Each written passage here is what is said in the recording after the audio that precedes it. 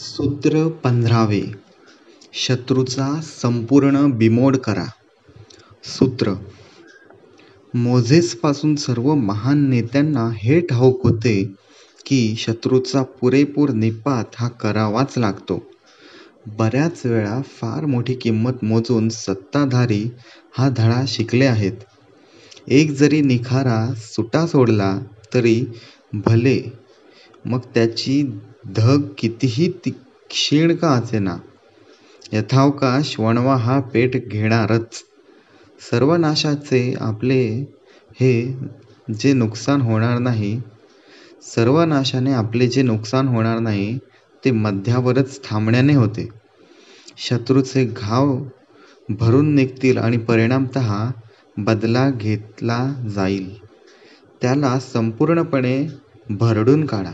शत्रूच्या प्रत्यक्ष देहाचाच नाही तर वृत्तीचाही निपात करा.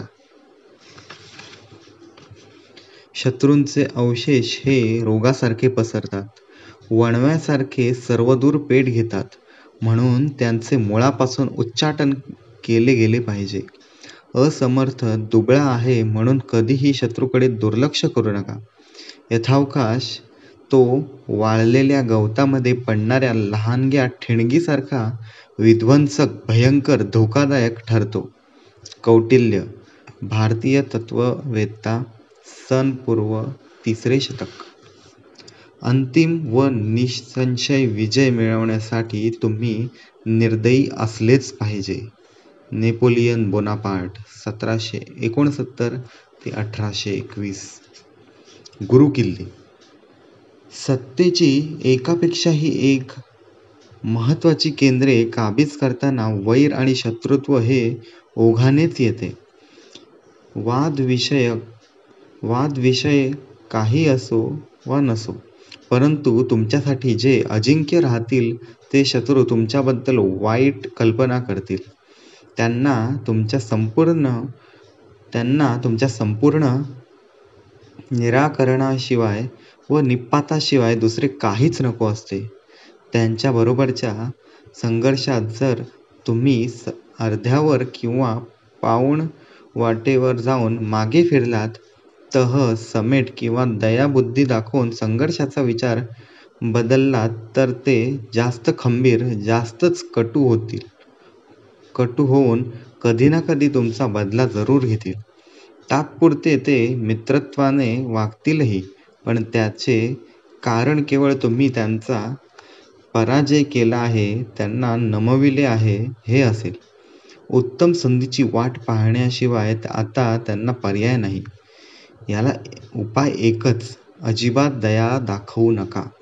त्यांचा मत्सर स्वतःला लावून घेऊ नका. तुमच्या शत्रूंचा संपूर्ण निपात करा. जितक्या जोराने त्यांनी तुम्हाला निपटून काढले असते तितक्याच शक्तीने तुम्ही त्यांचे समूळ उच्चाटन करा. सरतेशेवटी तुमचे शत्रू नाहीसे झाल्यानंतरच तुम्ही त्यांच्यापासून शांती आणि सुरक्षेची अपेक्षा करू शकता.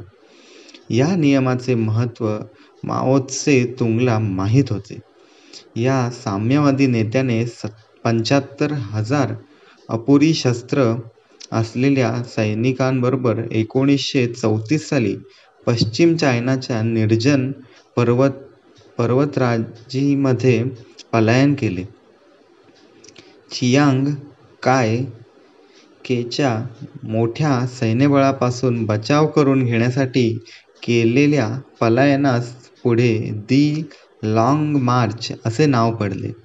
सर्व साम्यवादी निपटून काढण्याचा चियांग काय-शेकचा निश्चय होता. ह्याचा परिणाम म्हणजे काही वर्षातच माओकडे केवळ 10,000 सैन्य उरले.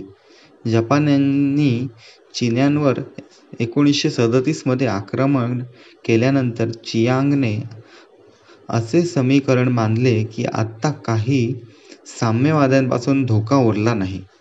त्यामुळे त्याने साम्यवाद्यांचा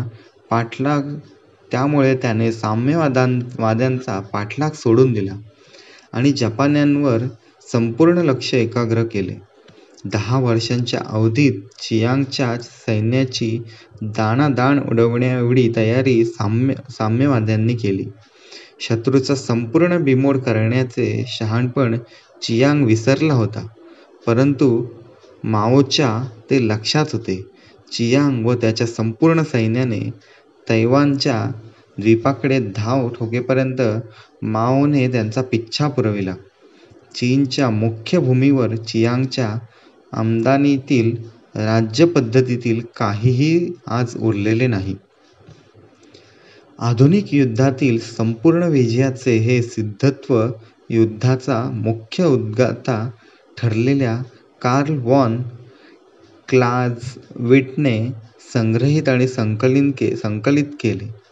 नेपोलियनच्या मोहिमांचे विश्लेषण करताना वॉन क्लाझविट म्हणतात, शत्रूंच्या शक्तीचा तडक व समूळ उध्वंस या विचाराला कायमच प्राधान्य द्यावे असे आमचे आग्रहाने सांगणे आहे. एकदा मोठा विजय मिळविल्यानंतर विश्रांती आणि मधल्या सवडीच्या काळाची चर्चा न होता केवळ हाडवैऱ्या शत्रूचा पाठलाग, त्याची राजधानी बळकावणे, त्याच्या राखीव क्षेत्रावर हल्ला करणे, तसेच त्याच्या राज्याला ज्यामुळे मदत, आसरा व दिलासा मिळेल अशा प्रत्येक गोष्टीचा बिमोड करण्याची मोहीम लगेच हाती घेतली पाहिजे. युद्धानंतर वाटाघाटी आणि प्रदेशाची विभागणी या गोष्टी उद्भवतात हे यामागचे कारण आहे. तुम्हाला जर एकतर्फी विजय प्राप्त झाला असेल तर युद्धात जे कमावले ते अपरिहार्यपणे वाटाघाटी करताना तुम्ही गमावू शकता. यावरील तोडगा फार सोपा आहे. तुमच्या शत्रूपुढे पर्यायच ठेवू नका. त्यांचा संपूर्ण निःपात करा आणि त्यांचा प्रदेश आपल्या तलवारीच्या तसेच कर्तबगारीच्या जोरावर काबीज करा.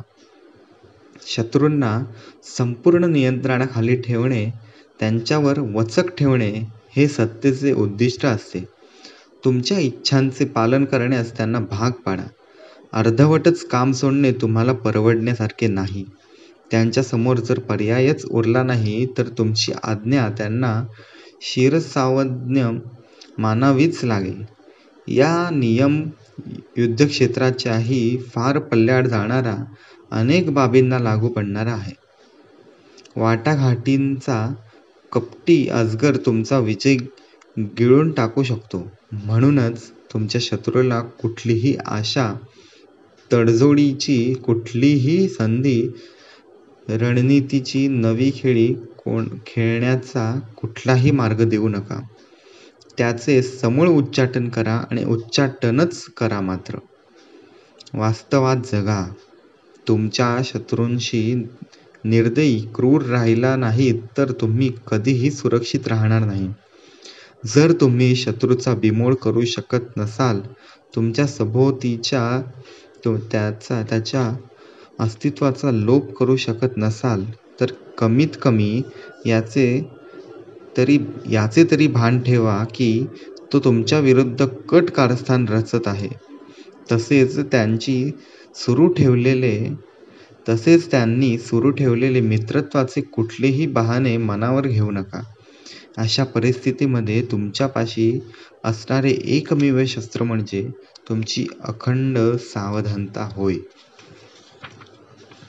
रूपक.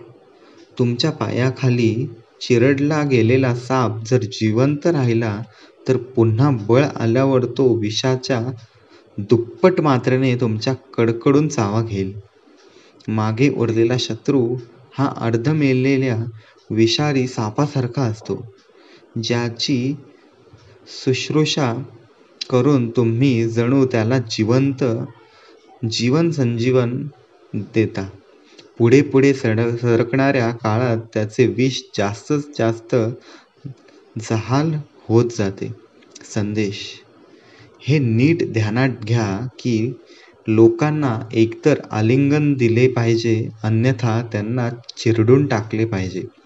त्यांना झालेल्या छोट्या जखमांचा ते बदला घेतील, पण मोठ्या जखमांच्या बाबतीत ते तसे करू शकणार नाहीत, कारण तसे करायला ते शिल्लकच राहणार नाही.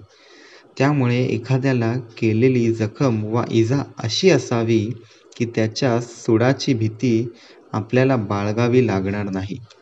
निकोलो मॅकिवेली 1469 ते 1527